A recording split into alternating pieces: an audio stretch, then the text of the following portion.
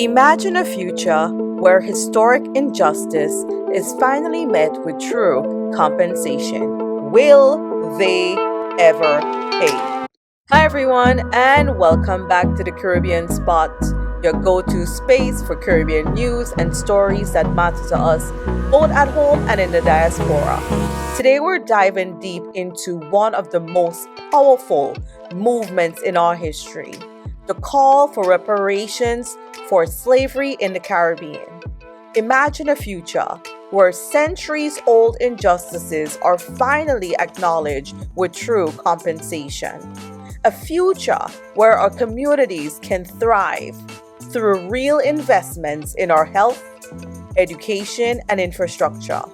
Stay tuned because in the next 15 to 20 minutes, we're going to break down the historical context, reveal the billions each nation is demanding, and explore how these funds could transform our lives and the generations to come.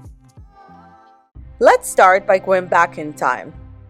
The transatlantic slave trade, which spanned from the 16th to the 19th century, forcibly transported nearly 12.5 million Africans to the Americas.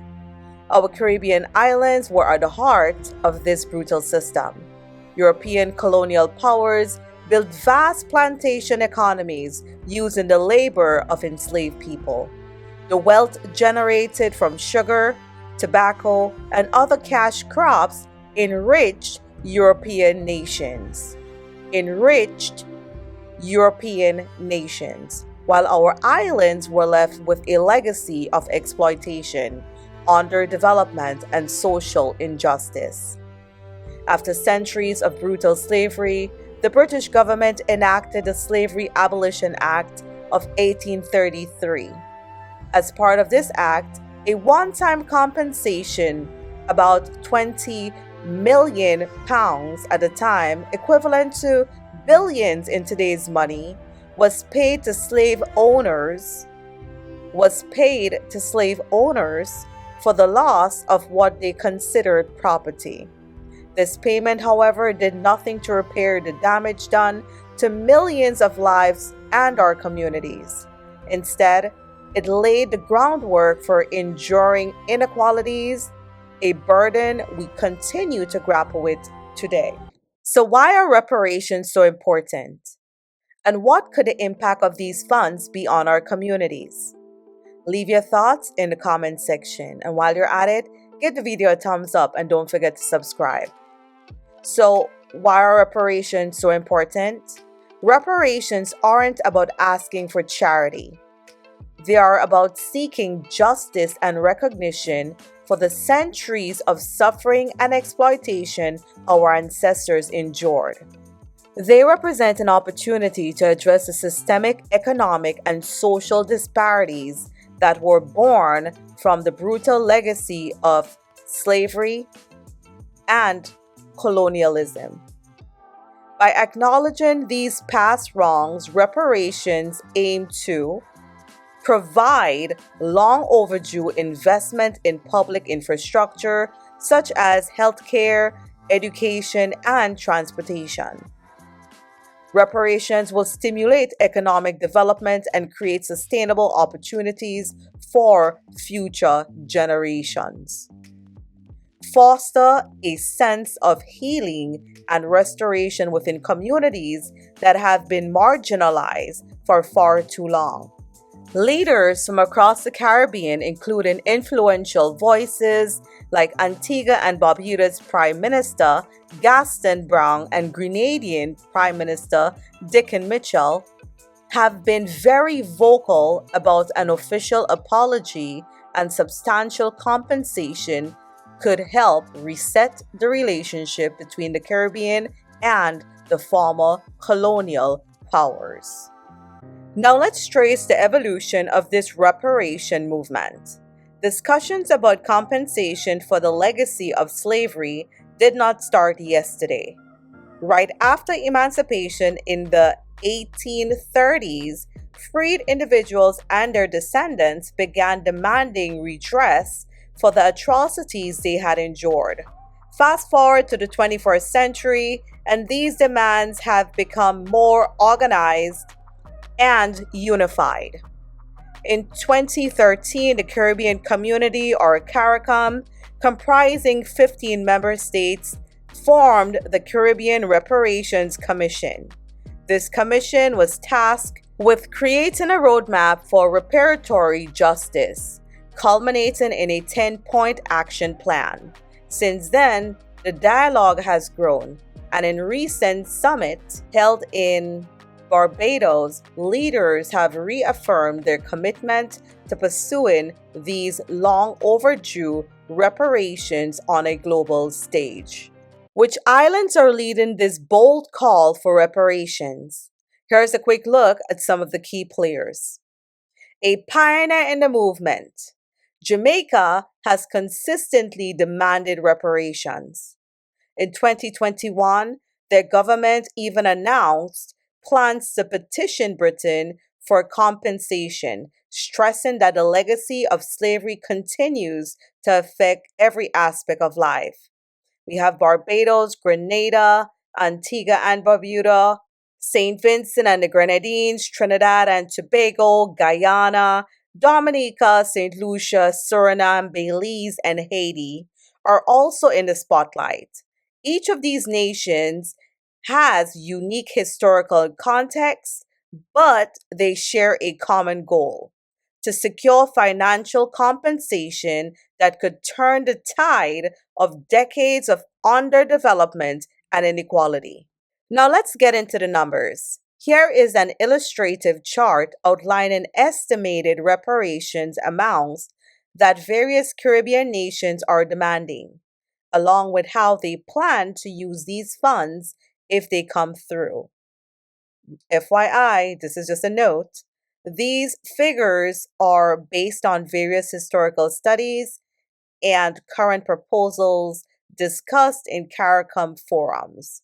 The actual numbers may vary as negotiations progress, but they give us a snapshot of the scale of injustice that's being addressed. Okay, so this is the estimated reparations by Caribbean nations and intended use chart. We have Jamaica first, and Jamaica's estimated reparations are between 100 billion to 200 billion, and the intended use of this reparation is for infrastructure, education, and healthcare. Now we have Barbados, who's between 50 billion, which is the minimum estimate, to the maximum estimate of 100 billion. And this is intended use, social services, and tourism. Then we have Grenada, whose minimum estimate is 30 billion and maximum estimate is 70 billion. And the intended use is for public health, education, and infrastructure. Next, we have Trinidad and Tobago. Minimum estimate is 80 billion, maximum estimate is 150 billion, and intended use is for economic diversification and social programs. Hey everyone, I just wanted to take a quick moment to thank you for watching. If you're enjoying this content and want to see more, do me a huge Caribbean favor and hit that subscribe button. Give this video a thumbs up and drop a comment below. Your support helps me grow this channel and build a strong Caribbean community where we can have real conversations. Let's keep this movement going. Like, share, and subscribe now. Okay, now back to the video. Next, we have Guyana, and Guyana's minimum estimate is 40 billion, maximum estimate is 90 billion, and they intend on using their reparations in agriculture, for infrastructure, and education. Haiti's. If you just look at this chart, you would see that Haiti, they just went off the charts, right? Haiti's minimum estimate is $200 billion, US dollars, right? And the maximum is 300 billion. And they intend on using this for restoration, healthcare, and education. Antigua and Barbuda, we have minimum estimate 20 billion, maximum estimate 50 billion, and this is for community development and public services. Then we have St. Kitts. Minimum estimate is 15 billion, maximum is 40 billion, and they intend on using this for local industries, education, and healthcare. Dominica, minimum estimate is 10 billion, maximum is 30 billion, and they intend on using this for disaster resilience, tourism, and social services. Next, we have St. Lucia, and St. Lucia's minimum estimate is 20 billion, and its maximum is 50 billion. And they intend on using this monies for tourism, education, and healthcare. And lastly, we have Belize. Belize minimum is 10 billion and the maximum is 30 billion. And they intend on using these reparations for environmental protection, tourism, and community services. So what do these numbers mean for us, Caribbean nationals and our diaspora? Imagine an injection of funds that could revitalize our economies, modernize agriculture, boost tourism, create industry, and create jobs that reduce poverty. Upgrade infrastructure, from roads and hospitals to schools and community centers. Improved infrastructure means a higher quality of life for everyone. These funds can empower our youth with better education and training facilities. Our young people can access opportunities that lift their entire communities from generational poverty, reducing crime and violence, gun violence, whatever it is going on right now. I see these funds strengthening cultural identity. Part of the funds could be used towards preserving and celebrating our rich heritage, ensuring that our history is both honored and learned from. And lastly, I believe that these funds can be used to increase disaster resilience. Our islands are particularly vulnerable to natural disasters, and investments in resilient infrastructure and renewable energy could save lives and protect communities. These reparations are not just about money. They're about correcting historical wrongs and laying the foundation for a future where every Caribbean person has the opportunity to succeed. As we look towards the future, the reparations debate is more than just a financial discussion. It is a pivotal part of our identity and legacy. Caribbean nations, backed by CARICOM, continue to press for reparatory justice on global platforms. The conversations we're having now resonate worldwide, inspiring other post-colonial nations to seek similar redress. Challenges remain.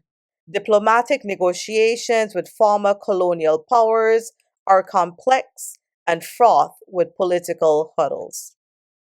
But every step we take in these discussions reinforces our commitment to justice and reaffirms our identity as resilient, forward-thinking communities.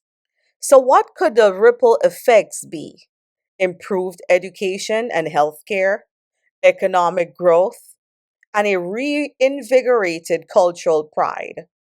It's a transformative vision that addresses historical grievances and builds a brighter, more equitable future for our families and future generations. To wrap things up, the call for reparations is a powerful movement to right centuries-old wrongs. From Jamaica to Haiti, our Caribbean nations demand recognition, justice, and tangible change. The estimated figures may seem astronomical, but they represent the true cost of exploitation and the promise of a better tomorrow. And that's what we're looking for, a better tomorrow for us and for future generations. I want to hear from you.